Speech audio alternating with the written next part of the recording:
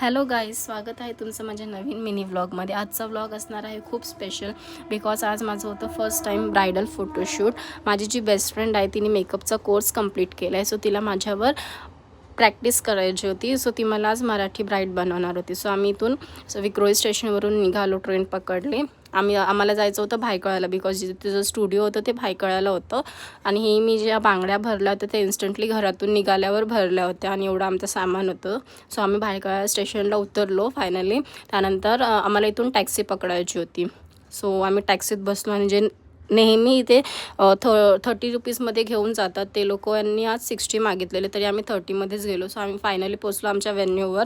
तिथे त्यांनी पटकन मला साडी ड्रेप केली आणि मग साडी ड्रेप केल्यावर यांनी अल्मासनी मला लेन्स लावलेले। जे लेन्स मला डोळ्यात एवढे टोचत होते because me first time lens लावलेले आणि माझ्या डोळ्यात कंटिन्यूअस पाणी येत होतं। तरी मी 2-3 वेळा प्रयत्न केला की हेअर्स करताना पण मी विचार केला काढून टाकते, बट नाही काढू शकले बिकॉज लेन्समुळेच लुक येत होता। तर मग खूप वेळा मी ट्राय केलं काढायचं, पण काढलेले ठेवले मी आणि हा माझा अर्धा लुक कंप्लीट झाला होता आणि हा माझा फायनल लुक होता। त्यानंतर तुम्ही नक्की कमेंटमध्ये सांगा कसा वाटला। मग मी काय खाल्लं नव्हतं, सो आम्ही पनीरची ग्रेव्ही मागवली, नान मागवलं आणि मग चहा प्यायलो आणि मी याच लुकमधून निघाली होती घरी जायला।